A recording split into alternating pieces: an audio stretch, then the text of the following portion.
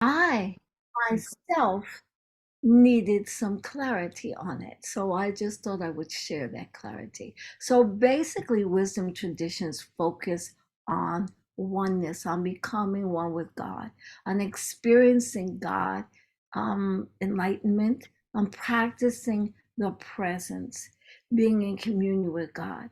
I'm going to read a definition from Wikipedia. The wisdom tradition provides a conceptual framework for the development of the inner self, living a spiritual life, and the realization of enlightenment or of union with God.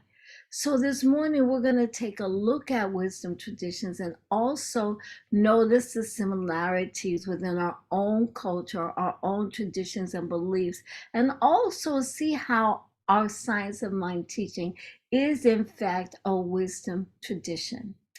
It seems to me that the the original wisdom tradition was prevalent among indigenous people, what they call first people of a land, the people who lived close to the land, who were in touch with and connected with the natural forces in nature. Um, and they had more in common than not. So let's notice some things. First, almost all cultures, and I'm speaking carefully because I don't know all cultures. So I'm going to say almost all cultures had an originally historically had an oral tradition of some type, and that's important and powerful because it meant that you were an apprentice to someone, that someone taught you. It meant that someone taught and guided and shared their life experience and their skills. Most of our traditions have a belief in a higher power. And again, I say most because I don't know all. Whether the higher power was called spirit or God or Jesus, Olodumare, Wankantanken, Teatua, whatever name people had for the higher power, everybody pretty much basically believed that there was something more. And it's very interesting. When I looked at creation stories, you want to find something fascinating, go take a look at creation stories. There are numerous creation stories, but the one thing that I saw in common is that they don't explain where the original creator came from.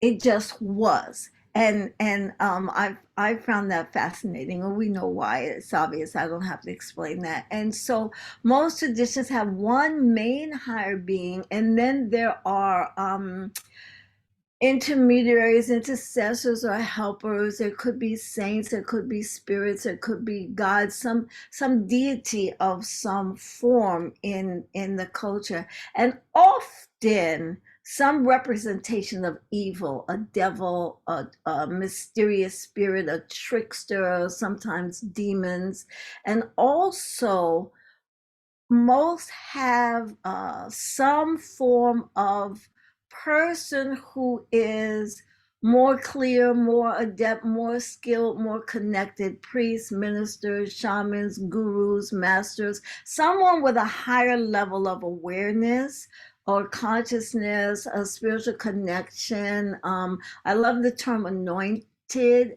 or anointing because very often it's a way of identifying people that just are that much more clear and seem to have a deeper connection and allowing spirit to move through them. But it's evidence in so many traditions and cultures.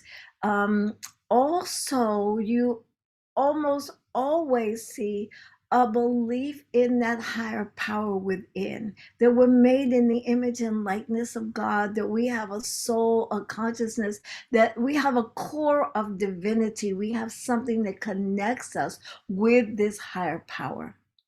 There's also a belief in the afterlife. Now, what the afterlife looks like is really different in a lot of traditions and cultures, but there's a consistent belief in the afterlife. Also, ancestral um, reverence, I'm sorry, also ancestral reverence. And I always like to point out, I'm very amused by this. I always like to point out, we know, for example, that Japanese honor their ancestors. Then in traditional African culture, they honor their ancestors. There are many cultures that honor their ancestors. The Aborigines of Australia honor their ancestors. Their creation story is built around their ancestors. But what we don't recognize in our culture here in the US, regardless of the religion that we practice or the spiritual system that we practice, that we really do honor our ancestors also. And all you have to do to notice that and recognize it is to go to Washington, D.C., because you will find the Lincoln Memorial, the Jefferson Memorial, George Washington. Right here in New York, we have Grant's tomb uptown. You know, down south, the Robert Lee statues and memorials honoring these people and the work they did and the contributions that they made to society, which is basically ancestral reverence. Um, Also, something that's common is a belief in doing good, that that's what we're supposed to do, that we're supposed to do good, that we're supposed to help others. And you find it prevalent throughout most wisdom traditions, spiritual systems, and even in most religions, even though people may or may not practice it. Okay. One thing that is paramount is the connection with nature and wisdom traditions and indigenous people recognizing God in everything. Everything is sacred. They use um, everything. They don't waste. They respect and honor the land and try not to do anything to destroy it. They live in balance and in harmony with it. Animals and plants and trees and places are held as sacred, used as medicine, used for healing. Another thing I found is very prevalent: sacred spaces, particularly vortices.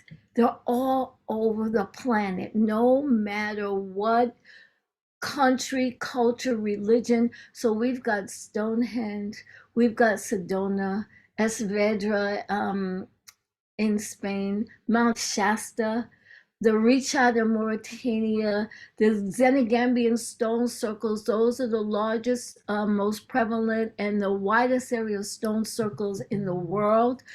Giza in Egypt, um, Haleakala in Hawaii, Lake Rotoponaamu in New Zealand. And if you have not heard of these places, I invite you to go look them up. There are places that are recognized where there is an unusual and powerful energy. It's, vortexes are considered to be a spiritual opening or force that has a spiritual impact on you. If you go, you see lots of people go there, they meditate, they pray, they give offerings, or they just allow themselves to be in this space. And if you've never experienced it, I invite you, if you have the opportunity, to do it, because when you leave there, you feel better, you feel lighter, you feel more empowered, you feel cleared. And there have been reports of healing when people go and spend time in these places. The one place I've been to is Sedona, and I promise you, you immediately feel something. You may not have words for it or know what it is, but you immediately feel something. So I found it very significant that um, so many traditions and cultures and religions honor and recognize these places. So again, there's a deep connection to the land and to nature. And and it if you, I can't imagine that anybody hasn't experienced it, but if you haven't experienced it, when you spend time in nature, your spirit shifts, it changes. You become more calm, more peaceful, more centered. You start to feel like you're part of it, and it feels so comfortable being there. Another powerful way that it expresses with indigenous and traditional people is in hunting and harvesting. There's that connection to the earth and the connection to the creative process, and the fact that you have to work in harmony with spirit, God, the forces of nature, whatever it is that people recognize. And it's also one of those oral traditions in that it's taught and passed down through the generations. Another powerful thing that you see is music, and often movement. It's used as worship. It's used for release, for transformation, for healing. I don't know of any spiritual tradition or religion that doesn't employ music in some form. And I just want to take a moment to talk about drumming, because I think drums might have been the first instrument. Well, maybe the voice, I take that back. But drums are so powerful, and you see them used in so many traditions. And there have been studies done on music and drumming in particular, and how it impacts and affects our spirit. And it literally impacts different areas of the brain. It will subdue anxiety and fear and these kinds of things. It balances the left and right hemispheres of your brain, and all of these things are tools or practices that help center us and connect us in the presence that man has come up with. It has a deep effect on our spirit, on our body, our feelings, our character, our attitudes, and also shifts our state of awareness. There are a lot of cultures where people sing and dance and drum, and they literally go into trance. And I'm not just talking about, you can go down south and go into I'm going to say this, a lily white church, okay? And people are going into trance. Maybe not something you've been exposed to, but it's very true. This is really all of us, to different degrees and different levels, do these things. And so I thought that it was important to share them. One of my favorite things that I've experienced, if you've ever seen it, is the Maori Haka chant. If you've never seen it, go look online. I wanted to play it, but you have to be so careful about rights when you're on Zoom and YouTube and everything. If you haven't seen it, go look online. The It's called the All Black Rugby Team. They do this chant. And I can't imagine anyone not being affected by it. It is just, the first time I heard it, I had no idea why. I just burst down into tears. It really, really impacted me. And I believe in being open to different ways, different cultures, even though we may not understand everything, because we're all the same. It's all part of the oneness. And our differences and our diversity don't change the fact that we are all part of the one, all part of the presence. And another thing that we see in addition, indigenous cultures that I believe were the first wisdom traditions is prayer and fasting. Many use incense, many use offerings. Um, some form of purification. So whether or not you go into a Catholic church on Sunday and you're smudged with frankincense, or you're in a traditional native culture, so many places use these things. Um, so many cultures, when people want to change themselves, when they want to get clear, when they want to shift something, when they want to manifest something, they do prayer and fasting. And if you've ever done it, then you understand how it shifts and changes and purifies your spirit and brings you into a closer connection with spirit. So, one of the things that I was actually overwhelmed by when I did some research were the different creation stories and how they're just all so different. I got to be honest, I said to myself, people really believe this? But they did. But with the creation stories, as I mentioned before, there was always something that existed first, and everything came out of that. No matter what it was, whether it was some kind of uh, being that was half like animal, half man, that created the sky and the earth, or whether it was God creating Adam and Eve in the Garden of Eden, there was always something first. So we as human beings instinctively have this awareness, this recognition of a higher power, and that there's something more, and that we are somehow connected to it. So in traditional Aboriginal culture in Australia, and there are many different cultures. I'm not trying to lump them all into one. I'm just giving examples, okay? It's believed that creation came out of the dream time. Interesting. And that powerful ancestral beings created the human world. These beings existed first, and they are not tied to time or space. They're omnipresent. They're everywhere and intimately connected with the land. And so you see that there are all kinds of creation stories. Um, this culture also has a deep respect for the dead, for their spiritual ancestors.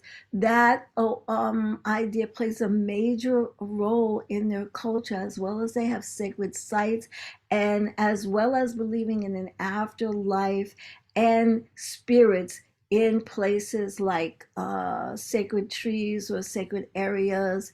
And so there's a consistent thread that runs through. In Native American culture, there's a belief in the Great Spirit. There's a belief that all of creation is interconnected, and that what they call the two-legged, the that's us, the four-legged, the insects, the swimmers, all are interconnected and interdependent, and that there's a responsibility to honor and respect all of creation because it's all part of the Great Spirit. Doesn't sound very different from our teaching and belief in the oneness. And again, in Native culture, and I'm using an example of something that you will be familiar with also, so you can see the correlation. There's heavy singing, drumming, chanting, spiritual practices like the Stone People's Lodge, what people call the Sweat Lodge, Vision Quest, where there's fasting and prayer. There's a well-known spiritual practice called the Sundance, and all of these are ways that people connect with spirit, connect with spirit within them, with their higher selves, where they get in tune and learn things. And it's just so prevalent. The the the awareness in indigenous cultures, they get it that God is in everything, and they live with respect and reverence, and trying to live in communion with all of life. um it's their everyday way of life, living in connection with spirit. Now, in our modern society, where we're not steeped in nature, we don't really live that deeply in nature, we're not really connected to the land, what do? We use meditation, we use contemplation, we have spiritual practices, there's inner work that we do, our practices that connect us and take us into a higher state of consciousness where we're aware of the presence and our connection with the presence. Science of mind, I believe, is a wisdom tradition. We believe that there's only one, that we're a part of it. We study and we use spiritual practices so that we become clear and experience the qualities of the one. And we work to grow and understand and develop our awareness of our connection, our place in the oneness with the presence, so that we can live from that place. That's what we do in this teaching, is why we do everything we do. Wisdom traditions are about finding our way to the truth of who we are, doing whatever it is that we do to experience oneness, and living from that knowing, because that's what the term enlightenment is about. Having that realization, that knowing, where you really get it, where you really see it, and then you're changed and you live from that place. And so I believe that there's something, within us that knows and seeks out the knowing in this great mystery that we call life.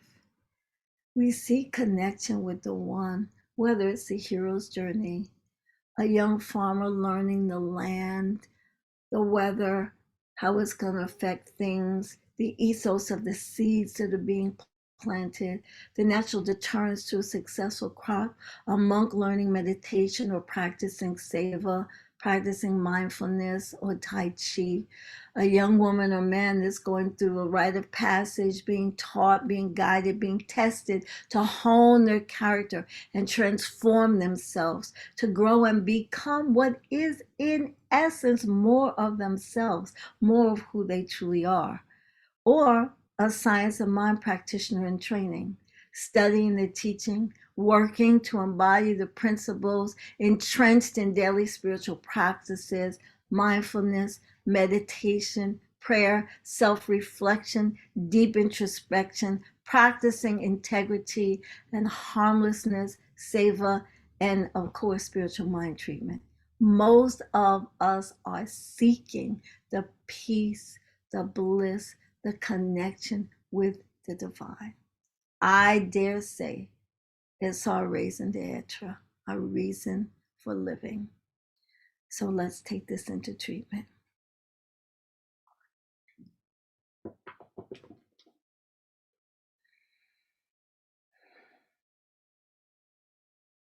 And so, what I believe with all my heart is that there is a divine power and presence, and it is good, it is love, it creates all of life. It is so intelligent and so incredible and so powerful that it creates infinitely unfolding, magnificent, wonderful experiences, beauty and peace and wholeness, constantly creating, ever evolving and expanding. And this power and presence, this intelligence is within each of us. It creates each of us, it sources each of us, it sustains and maintains each of us, it guides each of us. Everyone, we are all part of the one, and it empowers us and allows us to do whatever we choose, to live the life that we choose. And so, what I believe, what I know is that this longing for connection, this deep desire that we have to be a part of it, is a knowing that is within us of the truth of who we really are, divine expressions of God, spirit, creator, to whatever you want to call it, that this deep longing to be connected, to be at peace, to experience freedom and ease and joy, that this we know deep within us is in actuality the truth of who we are. And so each one of us does the work that we see in front of us in that moment to become more clear, to become more connected, to become more of that we see within, that we are reaching for, whether we're consciously aware of it or not. And so what I affirm is that this presence is always available to us. It is always saying yes. It is always responding to our desire to know more, to be more, to do more. It is always providing us with exactly what we require to live our true nature, to live our true selves. And since there is only one, it permeates each of us. And so I simply give thanks. I give thanks for the awareness, for the understanding that I am not alone, that none of us are alone, that there is no separation, that we are all part of the whole, and we all can live in balance, in harmony, working together and celebrating the truth of who we are. And so I simply release this into the law, knowing that it is already so. Please close with me. And so it is.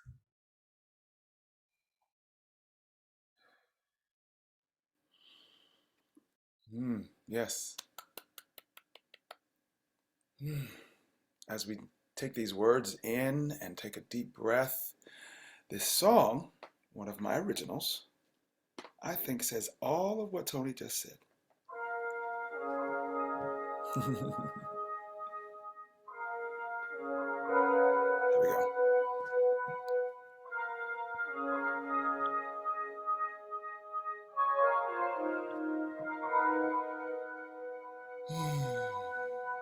Just listen.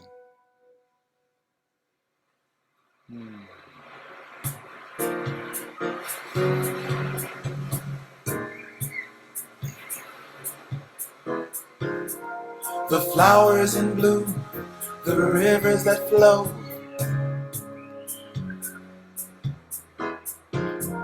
the elephant's ear, the fireflies glow.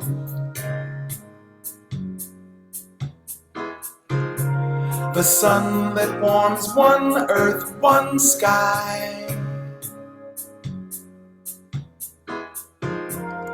Beautiful expressions of the one most high. The Portuguese tongue, some right Cockney slang, the Indian lilt, a southerner's twang, full African lips, lovely Asian eye, beautiful expressions of the one most high. Every rock, every bird and tree, and as far as the eye can see, every cloud, every drop of rain, every thought that the mind contains, the feeling of love, the sight of the moon, the dolphin song, the monarch's cocoon, the snow in Dubrovnik, the sands in Dubai, beautiful expressions of the one most high.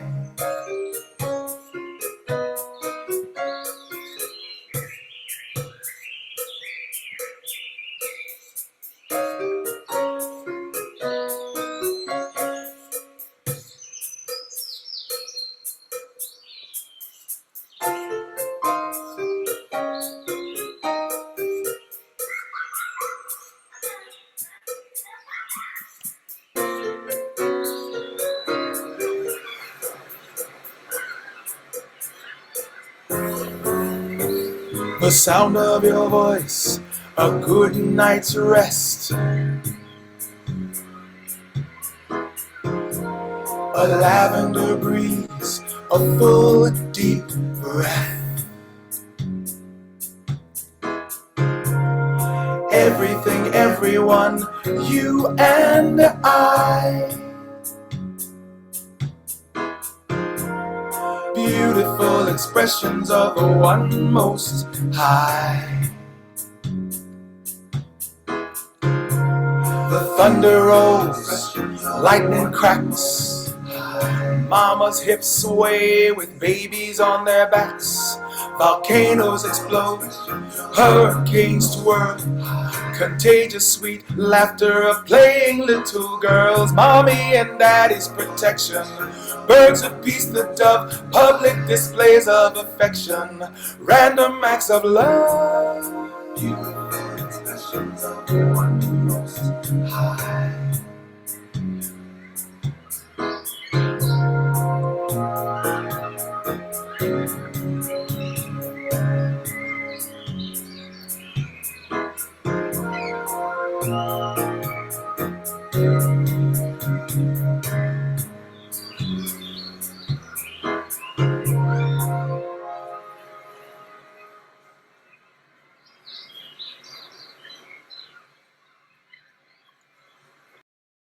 Beautiful. Ty, is that a new creation of yours?